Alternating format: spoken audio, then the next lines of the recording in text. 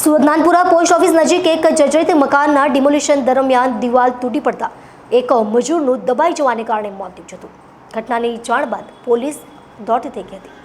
Surat Nanpura post office નજીક એક જર્જરિત મકાન ડિમોલિશન દરમિયાન દિવાલ તૂટી પડતા એક મજૂરનું દબાઈ જવાથી મોત નીપજ્યું છે. ઘટનાની જાણ બાદ પોલીસ દોડતી થઈ ગઈ હતી. મૃતક રમણ દિડોર મૂળ રાજસ્થાનનો વતની અને 1 મહિનાથી મજૂરી કામ કરી રહ્યો હોવાનું સામે આવ્યું હતું. રૂપેશભાઈ જણાવ્યું હતું કે ઘટના સાંજે 4:15 કલાકની આજુબાજુ બની હતી. જર્જરિત મકાનને ઉતારતી વખતે અચાનક દિવાલ ધરાશયી થઈ ગઈ હતી. મજૂર રમણભાઈ હવજીભાઈ દિડોર દિવાલને પડતી જોઈ તે દોડીને રસ્તો પસાર કરવા જતાં દિવાલ નીચે આવી ગયા હતા.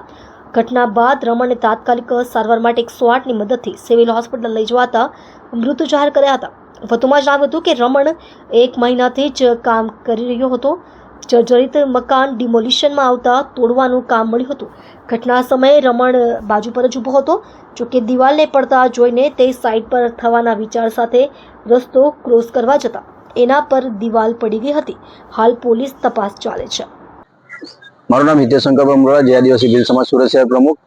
ગઈકાલે સાંજે 4 વાગ્યાની કઈ ઘટના ઘટી છે મકાઈપુર વિસ્તારમાં, જે 4 માળની એપાર્ટમેન્ટનું કઈ ડિમોલેશનનું કામ કરતા હતા લોકો અમારા મજૂર ભાઈને, જેઓ જે મજૂર તરીકે 4 ભાઈઓ કામ કરતા હતા તે જગ્યા પર, અને વગર સેફટી એ ભાઈઓને કામ કરાવતા હતા, કોન્ટ્રાક્ટર ભાઈઓ.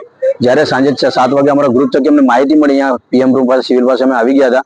અમના સમાજના જે ભાઈઓ અહીંયા ઉભા હતા અમના થકી અમને જાણવા મળ્યું હતું થોડી ઘણી માહિતી, પણ એમના ભાઈ જ્યારે કોન્ટ્રાક્ટર સાથે લઈ ગયા હતા અને એ આવ્યા ત્યારે અમે એમને જાણવા મળ્યું હતું કે ભાઈ તમે કઈ રીતે કામ કરતા. ત્યારે એમને કીધું કે અમે 4 ભાઈઓ કામ કરતા હતા, અને જે ડિમોલેશનનું જે 4 માળની એપાર્ટમેન્ટનું કામ કરતા હતા તે મેં અમને પૂછ્યું ત્યારે એમને કીધું કે વગર સેફટી અમને કામ કરાવતા હતા. મતલબ કે સુરત સિટીમાં કોઈ પણ ઘટના ઘટે છે ગમે ત્યાં વગર સેફટી આ બિલ્ડરોને મજદૂરોને કામ કરાવી દે છે.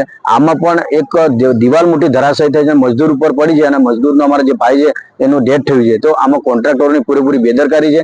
અને જે પણ મકાઈપુર વિસ્તારના આજુબાજુ બનાવ બન્યો છે તો જે પણ પોલીસ સ્ટેશન લાગતું એ પોલીસ સ્ટેશનના વિસ્તારના અમારે એ જ કહેવું છે કે ભાઈ જે પણ પોલીસના હાથમાં બનાવ બન્યો છે એ પોલીસ સ્ટેશનના કોન્ટ્રાક્ટર વિરુદ્ધ, જે સદ્દામભાઈ કરીને છે અને રાજદીપભાઈ કરીને જે કોન્ટ્રાક્ટર છે એમના વિરુદ્ધ બેદરકારીનો ગુનો દાખલ કરે, એ જ અમારા સમાજની આખી માંગણી છે.